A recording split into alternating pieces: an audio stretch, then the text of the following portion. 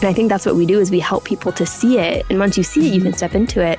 But if you know theoretically that it exists, like anybody who's listening to this right now could go do whatever they want. But until they see a real possibility there that they can step into, like that possibility doesn't exist for them yet. That's Christina Spinazola. I'm Kara Duffy, and this is the Powerful Ladies Podcast.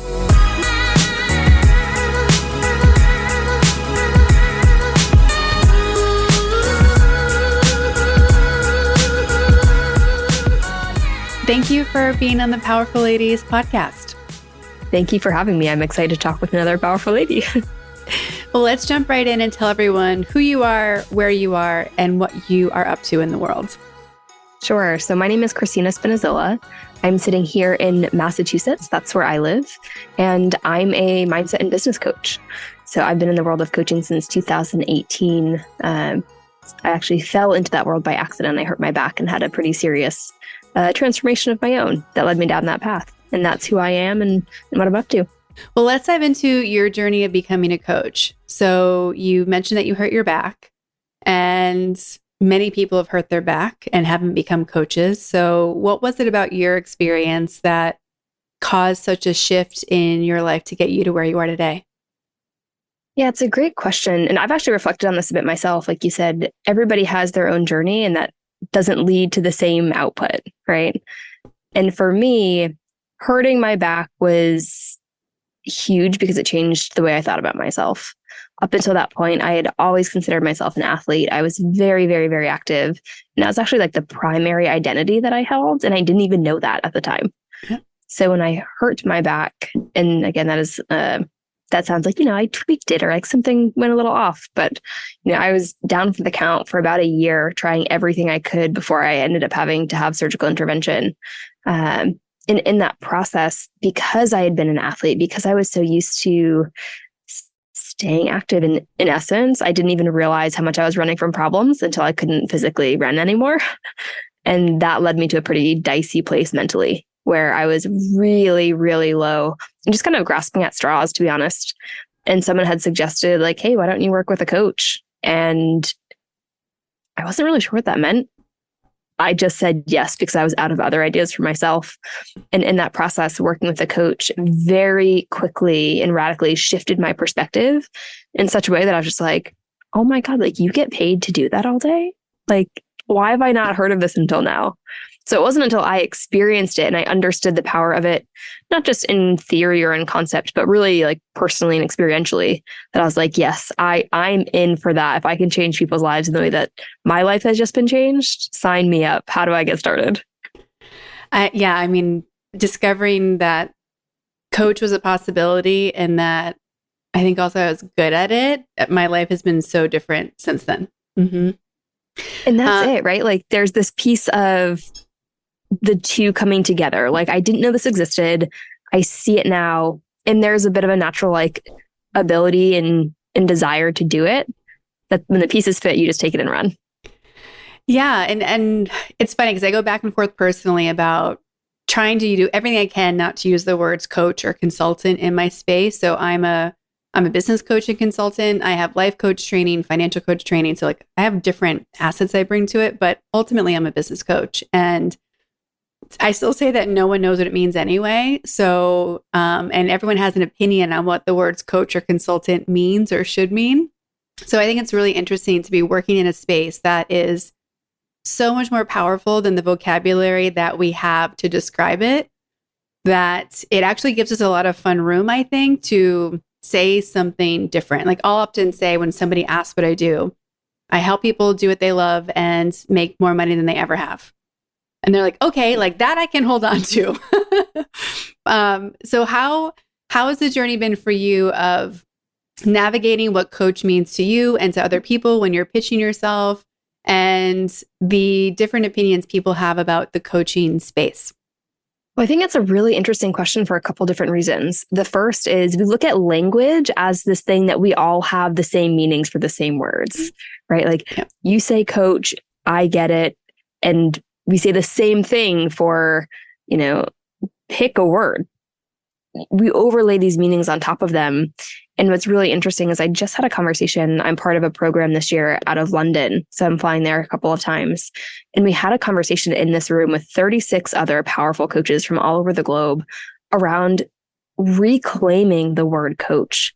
I'm not sure if you see it with some of like your colleagues and the people that you're connected with, but there is this timidness, this shyness, this like, I don't want to share with you that I'm a coach. There's a bit of hesitation there for people.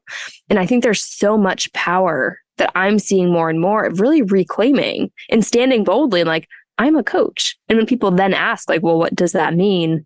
I'm like, I could sit here and tell you about it, but why don't I give you an experience of it?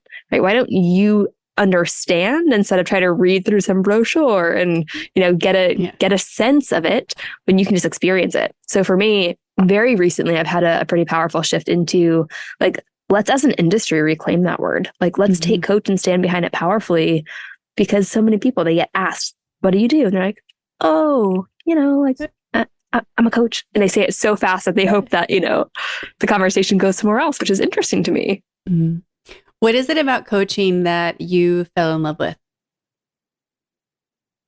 I fell in love with seeing what was available for myself that I had never seen before. Mm-hmm. Something that I thought was exclusively available to other people, and then realizing that, oh, wait, I can do that too.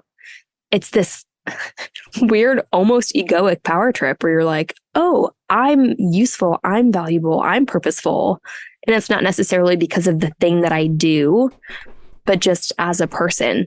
That opened up a lot for me. And helping other people to have that moment and to deepen their own understanding around that, like there is just nothing better than watching somebody step into, hey, there's more on offer for me. There's more available than I'd let myself kind of dream of so far. Watching people have like that sparkle come back into their eye is just, it literally lights me up. Yeah. When I was preparing for this interview and I was looking at your website, I really appreciated how I think aligned we are in our approach to coaching. You're using words like adventure, talking about how you're doing it differently, and encouraging people to be excited to push their boundaries and like really explore things versus follow a systematic structure. I'm a coach in the business space. There are some basic structures we can give people to step forward. But I also have to preface it that it's a bespoke approach for every business, because every business is owned by a unique, specific person. So as a coach that leans in on exploring an adventure and pulling in that kind of testing to see where your coachee wants to go with you, how does that give you freedom and actually give them more results in the end? I have noticed that every single one of my clients has become my greatest teacher, where I'm like, who's coaching who here? Right? Like there's just this beautiful give and take in that container and in that relationship. And to your point, I mean, I have a very exploratory style. We don't have to get anywhere in particular. Of course, we have goals that we're working towards, but the way that you arrive there is really trusting like what's supposed to be coming forward. Mm-hmm. And, that's taken me a long time to really lean into and trust. And there's more levels available into that, even for myself. But I think what you're pointing to is like, there's this bit of fruitful conversation where the thing that's removed from the conversation is twofold. It's pressure and judgment. Like, I'm not sure if you've experienced it yourself in the coach seat or with clients, right? But you can feel sometimes we have this place where like, I need to get there. I have to be there and I have to be there quickly and I have to be there now or things aren't working. And when you can kind of remove that, all of a sudden these new ideas kind of come in and there's like a gentleness to the exploration that brings you exactly where you need to go, but a place that you typically didn't know you were going to arrive. And to me, that's really, really beautiful to see. Well, I know that every client that comes to me, I joke that they'll be like, I need a Twitter strategy. I'm like, you don't have a product. Why do you need a Twitter strategy?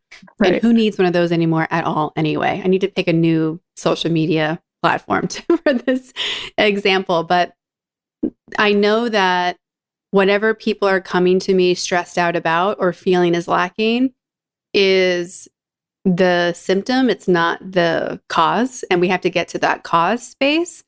And often I feel like most days I'm just giving my clients permission to do what they know they're supposed to do, but feel trapped that they can't because of society or some rules or what their competitors are doing or something they've decided to box themselves in with.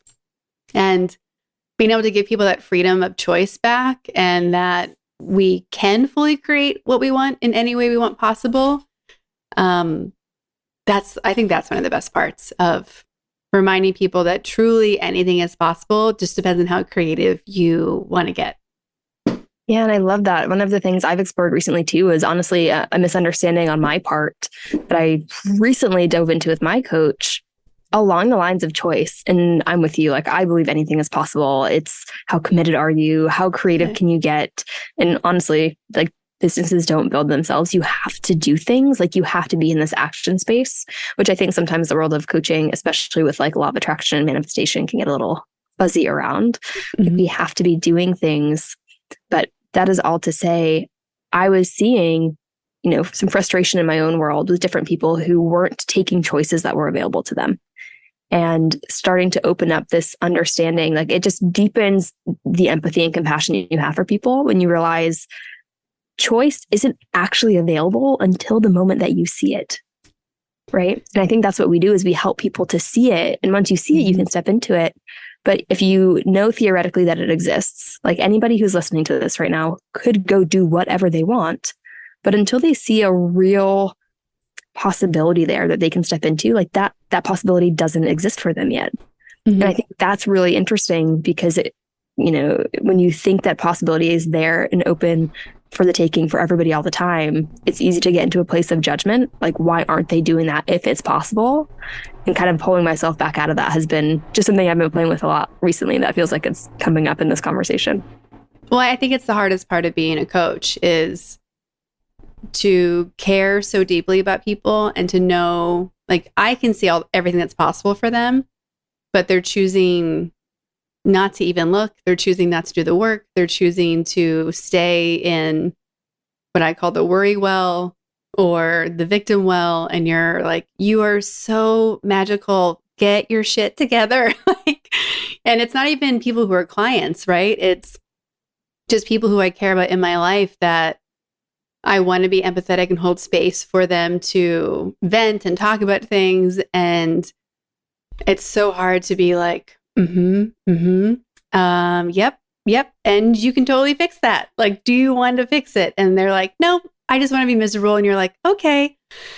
And those are the people that I've had to like really look at and say, can I hold space for them? How many people in that space can I have in my life on a regular basis? And obviously those people aren't usually clients of mine, but it's the hardest part of like allowing humanity and allowing people to choose not to change their life. Yeah, I love that word, that humanity, or allowing that to coexist with like this huge magical like world of possibility to say, I mean, my hand goes up first here. Like, I'm also human. I have my own limitation that like I place on myself and find myself in. And I think that's why the more I see that happening for me, I'm like, I get it for other people. And to your point, I don't have to have those people surrounding me all the time. I prefer being surrounded by powerful people like yourself, other powerful ladies. But to balance that is a constant kind of evaluation process for sure. If we go back to 8-year-old you, what would she have imagined that your life would have been like? A lot of outside time. I've always loved being outside. My family could barely keep me in the house when I was younger. And I was never that kid that had like, hey, I'm going to be a veterinarian or I want to be a doctor. I really didn't know what I wanted to do. And that carried through probably my college education where I studied immunology and then moved into the field of biotech and biotech sales. And it wasn't until I found coaching where something clicked. But if I go back to 8-year-old me, she was really just spending a lot of time outside. And I did a lot of that last year. So she is pretty stoked to have seen all the time we have now spent outside and continue to, even as an adult.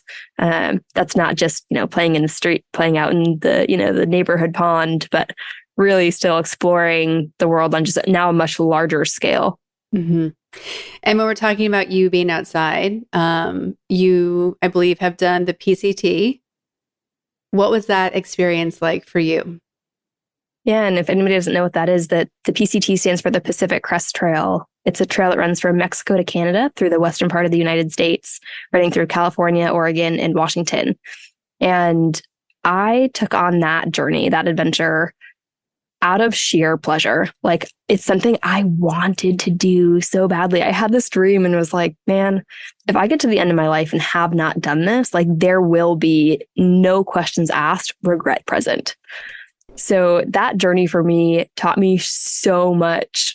It's not even funny. And honestly, I've learned so much. I'm coming up on my year of being off the trail. And so my year of completing that experience. And I've learned probably more in the last year reflecting on it than even when I was in it in the moment, which I mean is kind of life in so many ways.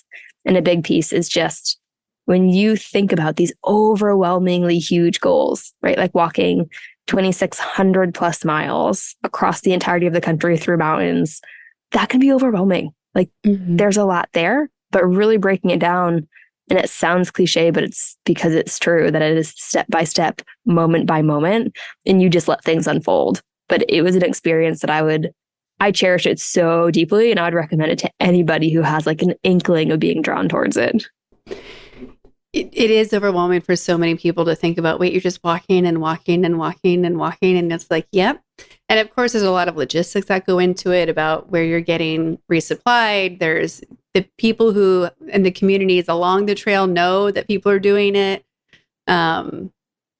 Camping here in California, we've given people rides, right, from like the trail back to a town to restock to bring them back up. And I think it's really interesting as a woman to do it. Did you do it alone? Did you do it with friends? So I always joke with people that this speaks to my selling skills. I was out with a hike with a friend one day sharing like, hey, I'm going to do this thing. And the more I was talking about it, the more he was interested. So I did end up roping a friend into joining me. And we were together for the first probably half of the trail, pretty much side by side, stayed at the same spot every evening. And then from that place, our desire for what we wanted our experience to be individually had started to shift a bit. So we would meet in towns. So I was fortunate enough to head out with a friend, and then we met so many people along the way. It's been incredible, even reconnecting with them all over the globe after the trail. Yeah. Well, because even for me, like going hiking by myself makes me nervous. So I can't imagine like doing it for that long. And again, it's just my weird programming of feeling safer in urban environments than in very safe natural environments. So I think it's just so admirable, like doing any outdoor activities in the woods by yourself as a woman. I find so inspiring because I think about the layers of unnecessary fear that I would have to personally walk through to do it. A friend like went camping in the White Mountains for like a solo overnight for the first time ever. And I was like, how was it? She's like, it was great. I'm like, okay, maybe I just need to start there, like camping by myself for one night.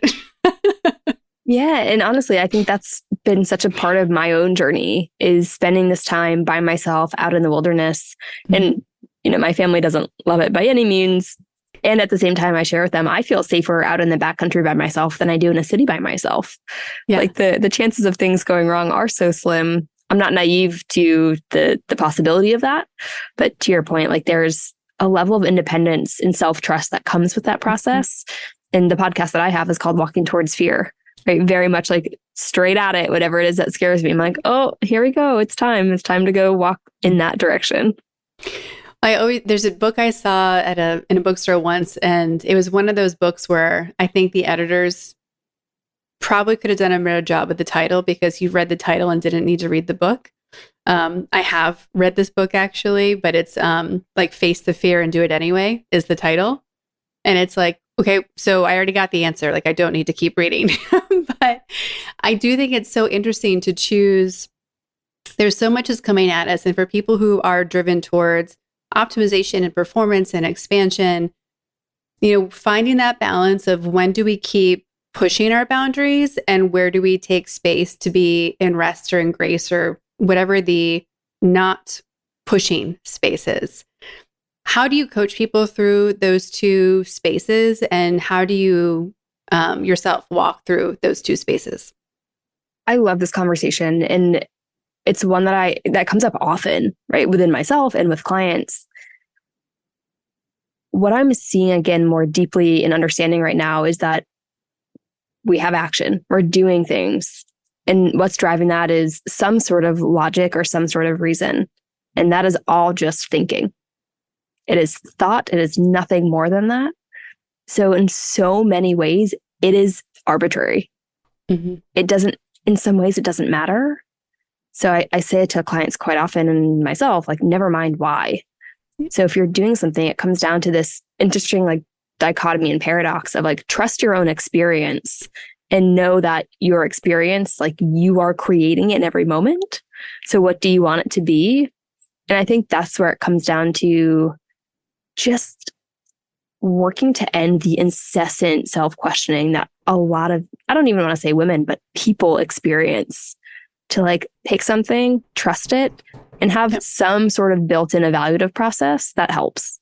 That's what I do. So I have an evaluative process that I'll go through every Friday just to like reflectively look at my week and be like, how's I feeling? How are my energy levels? And then from that place, I know I don't have to worry about things kind of slipping by my awareness because there's time to look at it. And outside of that, it's really self-trust. And I mean, that opens up a whole nother conversation into self-trust and what it is and how it's created, all that sort of good stuff. Well, and I think that we can step into that a little bit because I think everyone listening is curious of like, we might think we have self-trust, but how do we know if we do or don't? Are there any indicators that we don't have self-trust or we do have self-trust? Maybe we just start there. Yeah. And what I say is that self-trust, right, comes from us. It's the self bit of self-trust that's important, not so much the trusting part. And I have seen in my own world, as soon as I understood the power of integrity, meaning I do what I say I'm going to do, I keep all these small promises, and it doesn't matter what they are. That could be joining this podcast precisely when I'm supposed to be here, right? If I have something on my calendar, it's done. There's no questions asked. Of course, I'm human. Once in a while, things slip through. But like, that's something that I check off the list. If I tell myself I'm going to run 3 miles today, those miles get run because I said I was going to do them. Because our language is so important, all of a sudden, I have reason to trust myself when I do what I'm saying I'm going to do. But all of those small moments of, I said I'll do 3 miles and I'll do 2.5. Or I said I was going to go to the gym after work and now I'm too tired, I'm not going to go. Every single one of those moments, no matter how small they seem, and somebody may be listening and frustrated by this concept, right? But they're really critically important to build that self-trust muscle, because when we're not doing what we say we want to do, whether it's to somebody else or just to ourselves, it erodes the trust. Why do I think I'm going to be able to build a business if I can't even, not have a different snack for the afternoon, right? It's starting to see that the language is so important, and being able to minimize the amount of times we step out of that integrity of not doing what we say we are going to do. And on the flip side, really maximizing that say-do ratio. When you can get to the place of knowing my word is gold, it creates my world. When I say I'm going to do it, it will be done. There's just so much power there that comes into self-trust. And that's really the way that I see it, and do a lot of like integrity audits for that reason. Yeah, I think that I like the idea of integrity being aligned with self-trust, because I've always been aligning it more in the self-confidence space. That if you do what you say you're going to do, then there's confidence that you can keep doing things. So I think people get caught in this space where we're so mean to ourselves. Like we judge ourselves so harshly that, as you mentioned, like, because we can't handle the small things, we can't do the big things that we really want. And I think that there's even space in the integrity kind of checklist process to even look at those small things and be like, should we even be doing them? Like, we're holding ourselves prisoners to things that we said we were going to do, but did we actually want to do them? Like, if we didn't really want to run 3 miles, like, why did we say we would? Like, where is that coming from? And so I think even unpacking the small things that we've made our like judge and jury, I think is a really interesting place to hang out with clients too. Because again, thinking more on the business coaching side of things, I know that 80% of what people are doing, we can eliminate. And that 80% of stuff we can eliminate is often what's preventing us from doing what we want to, either because we're judging ourselves for doing it or we're forcing ourselves to do it, and it's sucking up time and energy that we don't want to give there. But yeah, anytime my life isn't working, I go back to my integrity checklist too. Yeah, and it's interesting, right, that you brought in the confidence piece. I believe it's Rich Litvin who says confidence is not a prerequisite, it's a result, right? Like Yeah. we gain confidence by doing things we're not sure we can do. And I think to your point as well with the integrity checklist, when we're committing to doing things we don't want to do, like that's also inauthentic. That's not real for us. And then you have a whole nother conversation around authenticity. Yeah. But to your point, there's also a balancing point of, I don't love doing certain things every single day, like, getting up and going for a walk, even if it's raining. But I know that movement is really important for me. So like, that's an act of self-love, even though I'm like, man, I don't really want to be out here right now. So it's just this balancing act of nuance and really trusting your own experience in it to say, hey, this is working for me right now. And if it's not, I'm not using this tool, because integrity is such a cool tool to like build a life that you really want to live. And I'm not going to use that tool against myself either and make myself wrong for everything I do. Yeah. Yeah. Well, and I think the root of everything that we're talking about is just letting people know how much power and authority they have over their own lives. I don't know when it happened anthropologically, but like when humans started thinking that someone else was deciding everything for us, or the path was already decided, or all these, we didn't really have choice in the matter. And it can be really overwhelming for people sometimes when we start unpacking, like, well, why do you live in the city you live in? And why do you have this job? And why do you eat that for breakfast? Because we can like look at everything. And sometimes I think we need to like really break free. Like we kind of have to swing the pendulum a little bit to show people how many things they're not actively choosing on a daily basis or even having a thought about. And then I like to swing the other way and be like, okay, once you know what you do want, I don't want to keep thinking about it anymore, because we have to be moving in a different direction. But it's amazing how many things we do on autopilot. And, the midlife crisis people have talked about, it seems surprising when it happens at like 25 or any other age that's not midlife. But it's really just an awakening of like, wait, how did I get here? This is not the path that I'm supposed to be on. And it can happen more than once too, even for people who are doing all of this work. So for people who are maybe scared or intimidated or overwhelmed by how much of their life may not have been their own choosing right now, where do you think is a good place for them to start to claim the life that they could have? That's such a big question.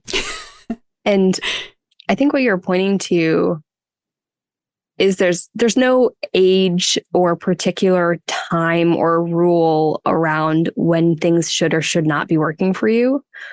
And having the ability to, again, just ask yourself, like, because I say this all the time, like, is that working for you?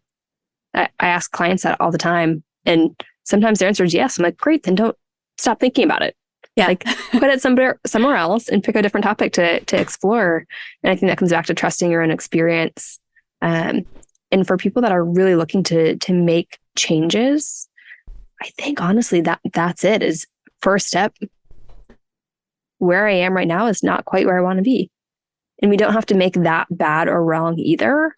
I think that can turn into a spiral very quickly. But to really just recognize, if I want to make a change, I can. And I'm the one that's responsible for doing that. Like, yes, I can seek support. And even from a coaching perspective, right? Like I've shared, now I don't know if this has been your experience at all. I talk with a lot of other coaches who have this kind of fear that, we have to have it all figured out.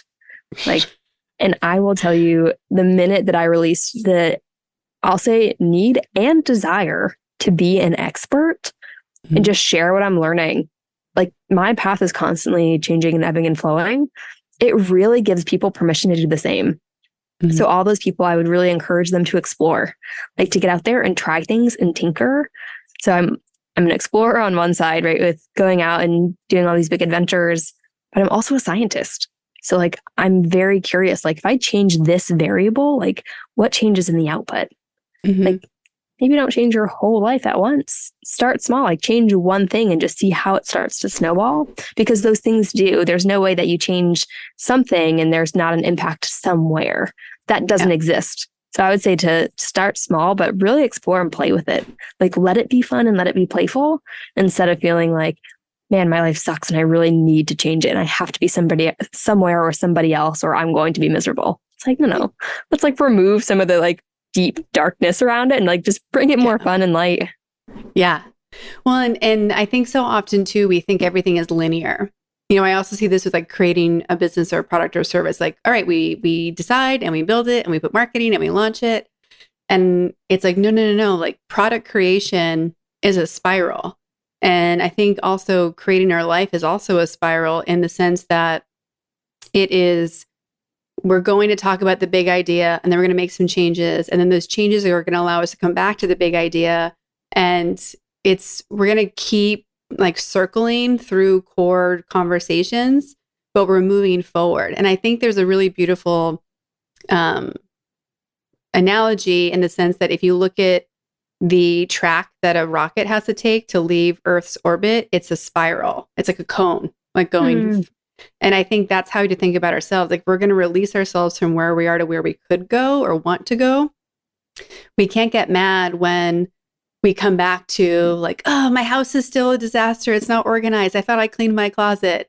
And it's like, yeah, but you know so much more now. So when you go through that experience again of unpacking something simple, like why can't I stay organized, to something bigger, like why, oh, like I thought I got over trusting people. And it's like, well, you did at that level, but now you're a level 4 or 6 or 10, and it's a different relationship with that concept. And that I think is really interesting because it can be so frustrating thinking like, I already did that. Why is that a breakdown for me again?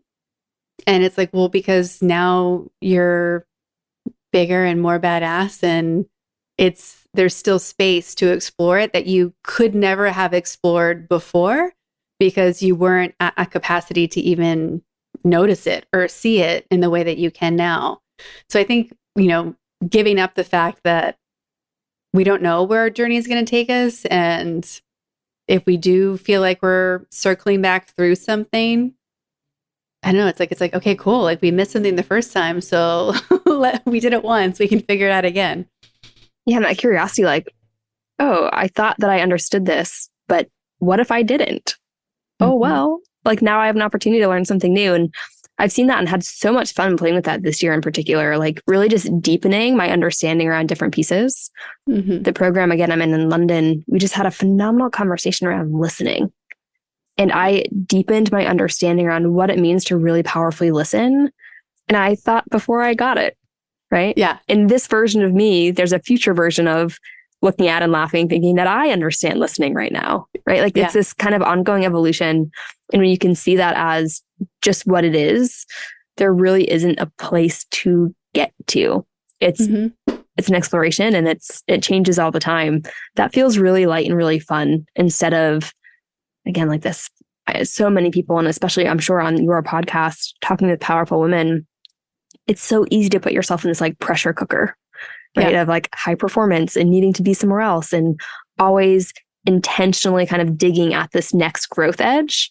And I love that too, but doing it from a place of love instead of a place of like a judgment or thinking things have to be different or fixed. Like it's nuanced, but it's such a powerful distinguisher.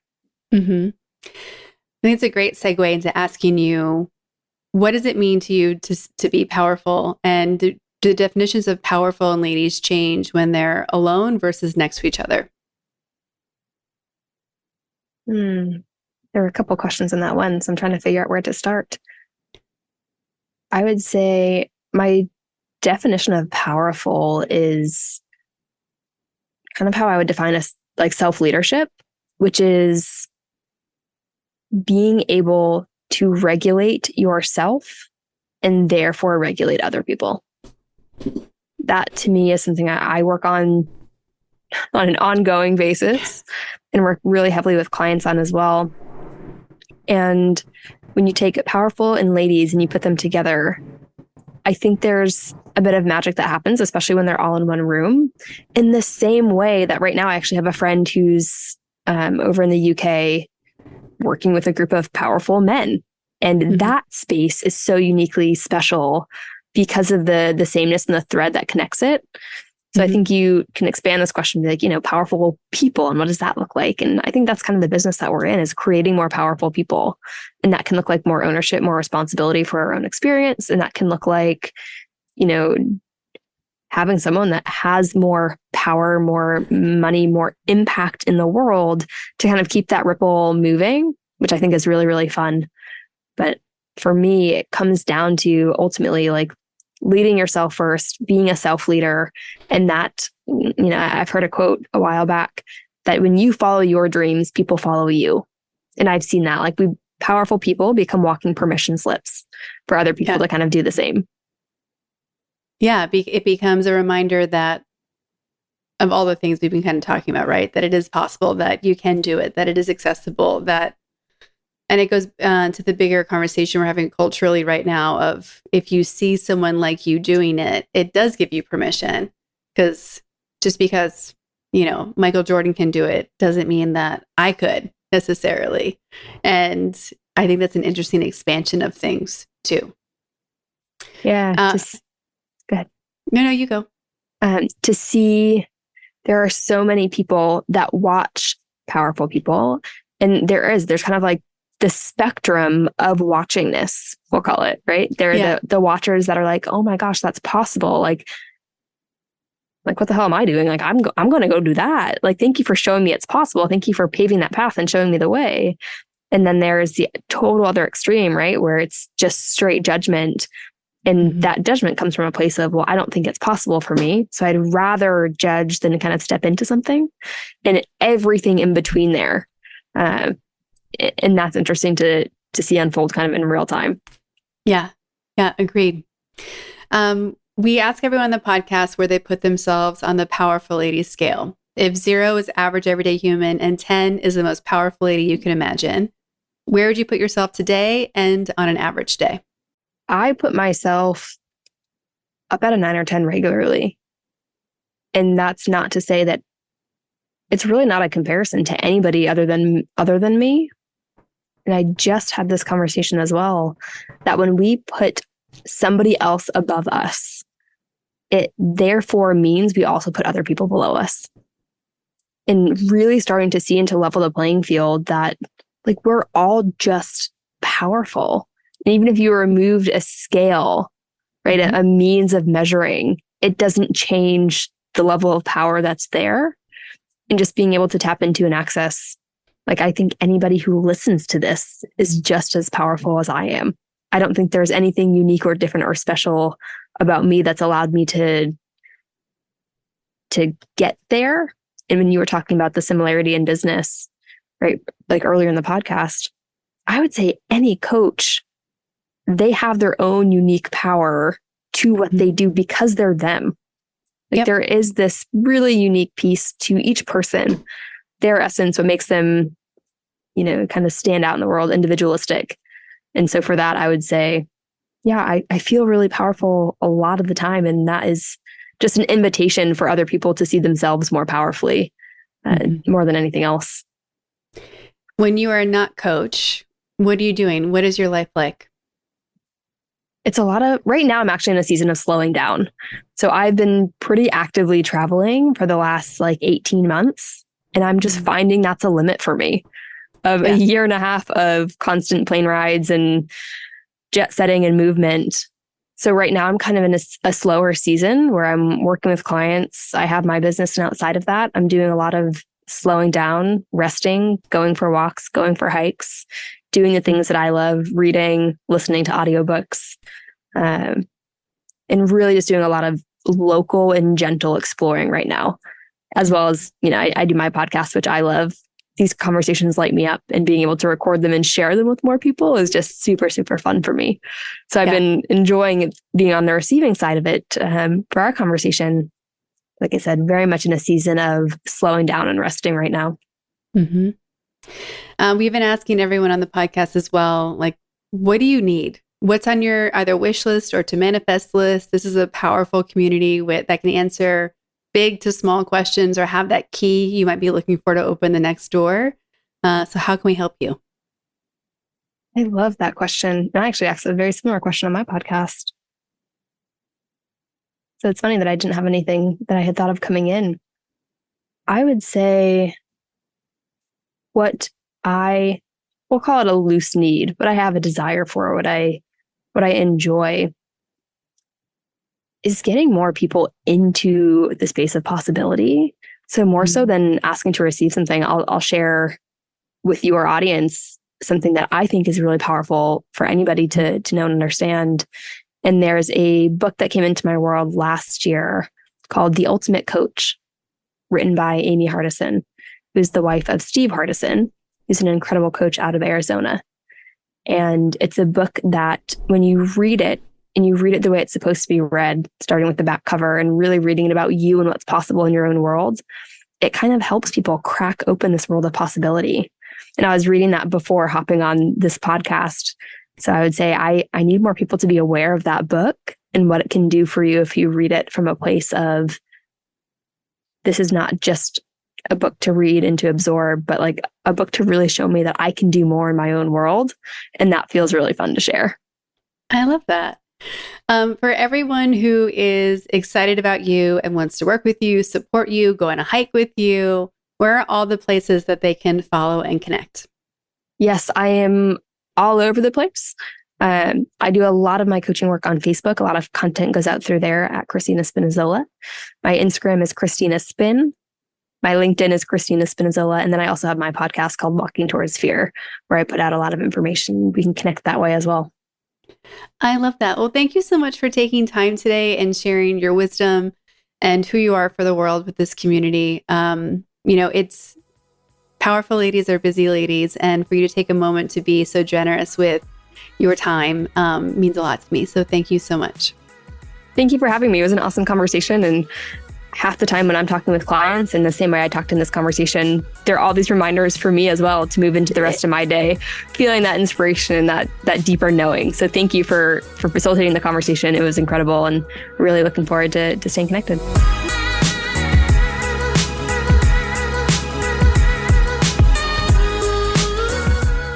All the links to connect with Christina and her podcast are in our show notes at thepowerfulladies.com. Please subscribe to this podcast wherever you're listening and leave us a rating and review. Come join us on Instagram at Powerful Ladies. And if you're looking to connect directly with me, visit karaduffy.com or Kara_Duffy on Instagram.